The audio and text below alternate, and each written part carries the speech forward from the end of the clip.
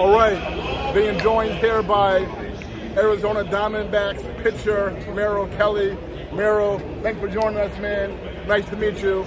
As I was telling you, I'm a big fan of just your journey and your career, and I know you're from, first of all, the Arizona area, right?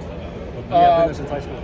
Okay, so now I know that you, after high school, you were playing in junior college baseball, and you were drafted twice, and you passed down both of those opportunities. You stayed in junior college pitching, and then you went to Arizona State, and then you ended up getting drafted in 2010 by Tampa Bay. So, just first, before that, how did you get into the game of baseball and get that love for it? Probably just in the family. My dad and my brother is 2 years older than me, both played. My dad got drafted back when the Astros were the Colt 45s, way back in the day. Nice. He actually turned it down. He played guitar back in the day. This was back in the 60s, 70s, so he opted to stay with his band. So he didn't pursue baseball, and then my brother's 2 years older than me, got drafted actually by the Astros. Played a little bit with them, played a little bit with the White Sox, but it was kind of just always in our house, always growing up. So as long as I can remember, as young as I was, baseball's kind of been it. Nice. So were you raised in Texas before you came to Arizona? Kind of all over the place. Got you. So my dad was in the hotel business. So my journey was Houston. I was born in Houston. Went to Austin for a couple years. Outside of Philly for a couple years. Outside of Chicago for a couple years. And then finally down to AZ, going into freshman year high school. Got you. So did you have a favorite team growing up? Astros. Astros. Okay, Astros. Okay, definitely. Yeah, the Killer Bees. Killer Bees. I loved Biggio. Yeah, that was my guy. Bagwell. Number 7. Yes. And Derek Bell. Yeah. Yes. Yeah. Definitely. Yep. I remember those guys very well. Awesome team.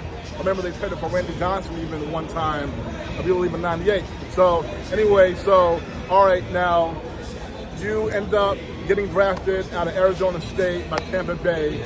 So what was that feeling for you getting drafted? It was cool. It was nice that third time was a charm, right? The first 2 times didn't work out just because I wanted to go to college and then wanted to go to ASU. It was nice to be able to finally take that step into pro ball. Okay, so we all know baseball, minor league, the grind. And especially back then. Yes, especially back then, you feel like.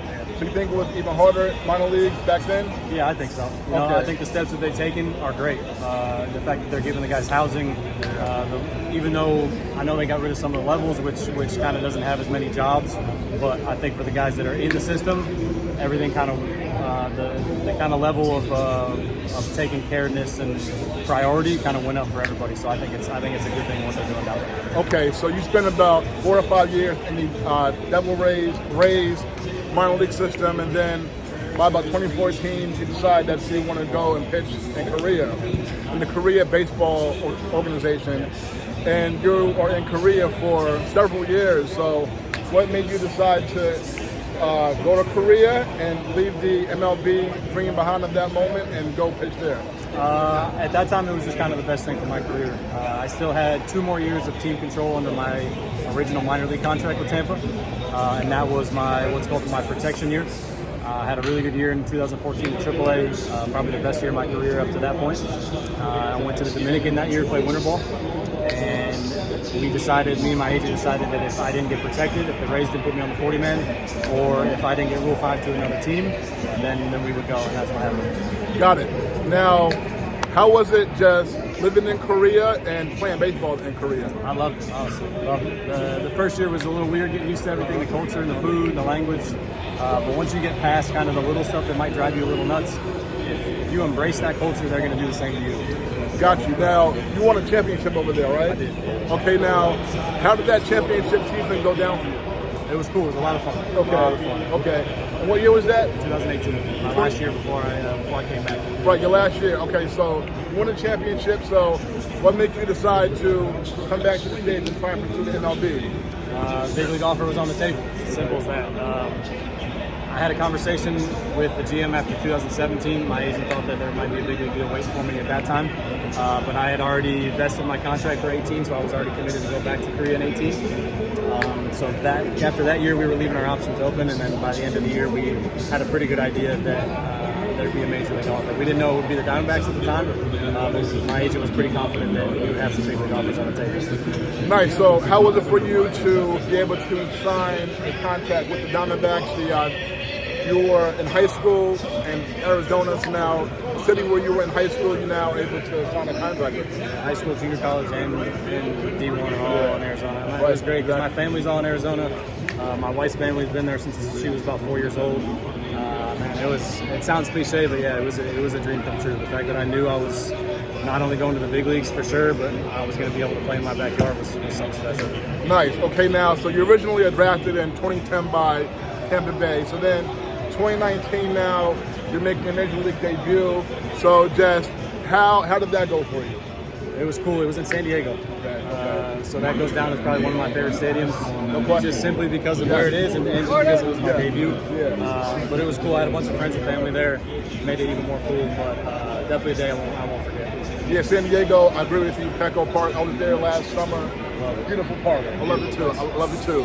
All right, so playing with Arizona, and you all now are having a really good season. But just before you get to this year, just making your debut and being able to fulfill a lifelong dream, I'm sure, to play in MLB. Were there any ball players who, when you as a pitcher were facing, that you were like, wow, I'm facing this guy, I cannot believe it? A lot of them, honestly. Albert Pujols jumps out to me, Trout, Miguel Cabrera, Joey Votto. Yeah, it was crazy. Even though I was 30 years old at that time, I was a grown man. Like, I still felt like I was a 20-year-old kid. Of course, definitely.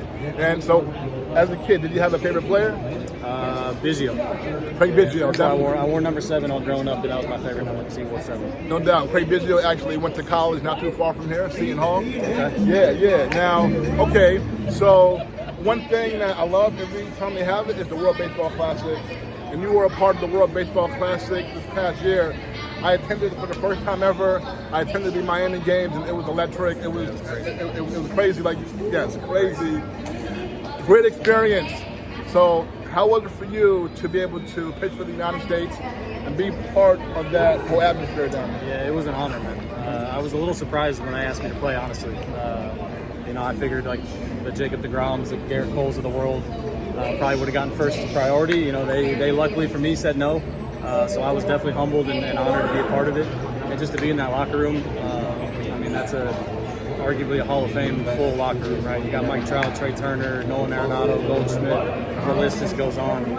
So for me to be able to sit there and kind of take that all in was crazy special. Yes, and I believe you started the championship game, right? Okay, against Japan. That was an electric atmosphere. So yeah, how did it feel for you to be able to start the championship game? Yeah, it was special. Leading up to the game, obviously the game didn't go as well as I wanted it to. I wish I could have gotten a little bit longer experience in it.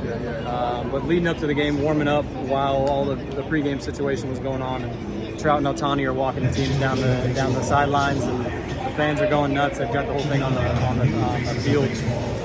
That's probably the memory that I have the most of it. That's beautiful. And my last question for you this year, you all here in Arizona, fighting for a playoff spot right now. If the playoffs again today, you would be in the playoffs. There's about maybe 17, 18 games left or so. So what do you all feel like you have to do to just lock down this final playoff spot? Just win. Just win. That's what it comes down to. There's a lot of teams in the mix. Nobody really wants to pull away right now. Hopefully we can be that team to do it. I think it's going to be fun. I think it's going to come down to the last, probably the last series of the year for everybody. But we're enjoying it. It's way more fun playing September baseball when you're in it. All right, folks.